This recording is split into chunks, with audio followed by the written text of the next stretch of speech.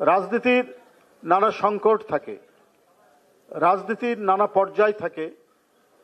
আমি মনে করি সেই পর্যায়গুলো, সেই ক্রান্তিকালগুলো আবারও অতিক্রম করে জাতীয়তাবাদী ছাত্রদল তাদের সেই পুরনো ঐতিহ্য নিয়ে এদেশের স্বাধীনতা, সার্বভৌমত্ব এবং বহুদলীয় গণতন্ত্রের যে পতাকা, যে ঝান্ডা একদিন উত্তোলন করেছিলেন, যার হাত দিয়ে জাতীয়তাবাদী ছাত্রদল প্রতিষ্ঠিত, আমাদের সেই মহান স্বাধীনতার ঘোষক, বহুদলীয় গণতন্ত্রের প্রবক্তা এবং একটা আধুনিক রাষ্ট্রের স্বপ্নদ্রষ্টা শহীদ রাষ্ট্রপতি জিয়াউর রহমান এবং তার সহধর্মিণী, যিনি রাজনীতিতে প্রবেশ করার পর থেকে গণতন্ত্রই যার মুখ্য আরাধ্য বিষয় ছিল এবং এই গণতন্ত্রের জন্য এবং স্বাধীনতাকে রক্ষার জন্য যিনি নানা অত্যাচার, নিপীড়ন সহ্য করেও দেশের মৃত্তিকা এবং এই ভৌগোলিক সীমানাকে রক্ষা করার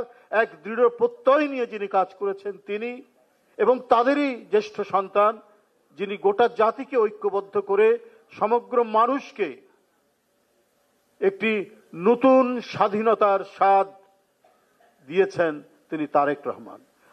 তাদেরই শুভেচ্ছায় ধন্য জাতীয়তাবাদী ছাত্র দল। আজকে আপনাদের নিয়েই এই অনুষ্ঠানটি, দেশ গড়ার পরিকল্পনা। আমাদেরকে একটা কোনো কিছু কাজ করতে হলে সেটা যদি সুপরিকল্পিতভাবে করা হয়, তাহলে তার যে সাফল্যের যে হার, সেই সাফল্যের হার অনেক বেশি থাকে। এলোমেলোভাবে কাজ করলে, ছড়িয়ে ছিটিয়ে কাজ করলে সেখানে সাফল্যের হার বেশি আসে না। আমাদেরকে পরিকল্পিতভাবে এগোতে হবে।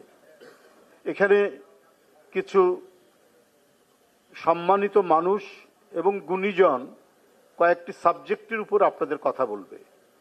আপনাদেরকে ওটা শুনতে হবে ছাত্রের মতো। এই শোনার পর আপনারা নিজেরাই শিক্ষক হয়ে যাবেন।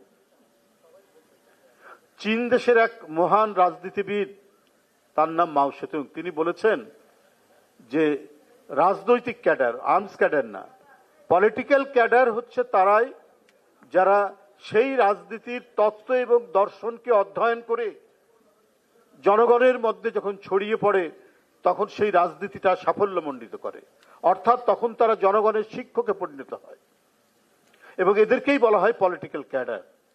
তো আপনারা যখন এই প্রশিক্ষণ নিয়ে ফিরে যাবেন আপনাদের শিক্ষা প্রতিষ্ঠানে বা সর্বত্রই, আপনারা তখন শিক্ষকের দায়িত্ব পালন করবেন।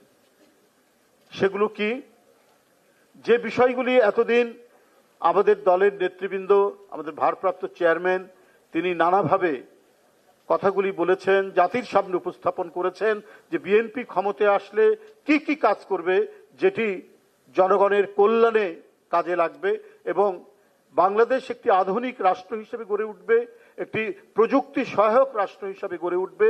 তার জন্য যে অভীষ্ট লক্ষ্য, সেই লক্ষ্যকে সামনে রেখেই এই কথাগুলি, অঙ্গীকারগুলি তিনি করেছেন নানা সময়ে, নানা বিষয়ে।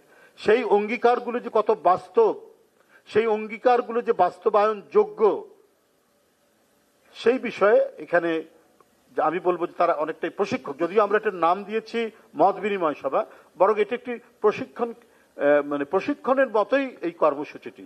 আপনারা ভালো করে শুনবেন, আপনাদেরকে প্যাড দেওয়া হয়েছে, কলম দেওয়া হয়েছে, আপনারা সেগুলো আসল নোটগুলো নেবেন এবং সেটাকে আত্মস্থ করে আপনারা ছড়িয়ে পড়বেন সারা বাংলাদেশে। এটাই হচ্ছে এটার মুখ্য উদ্দেশ্য। আপনার ফার্মার্স কার্ড, তারপরে আরো মেডিকেল কার্ড, আমরা কৃষির ক্ষেত্রে, শিক্ষার ক্ষেত্রে, স্বাস্থ্যের ক্ষেত্রে বিএনপির অঙ্গীকারগুলো নিয়ে এখানে রিসোর্স পার্সনরা কথা বলবেন। আপনারা সেটা আপনারা টুকে নেবেন, জানবেন এবং কিছুটা ইন্টারেক্টিভ হবে। আপনাদের মধ্যে যারা বলবেন তাদের মিথস্ক্রিয়া হবে। অল্প সময়ের মধ্যে আমরা এক একটা পর্ব আধা ঘন্টার জন্য এখানে রেখেছি।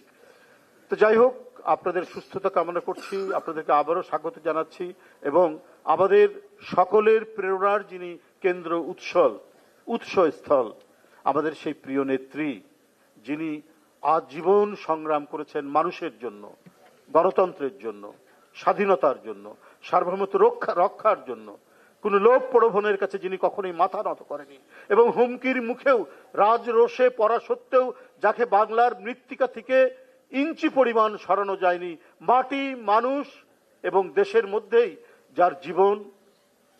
যার জীবন দর্শন কেটেছেন, তিনি আজ এভারকেয়ারে, রাজধানীর একটি হাসপাতালে একটা কঠিন শারীরিক অসুস্থতার মধ্যে তিনি চিকিৎসাধীন রয়েছেন। আমরা সবাই তার জন্য দোয়া করব।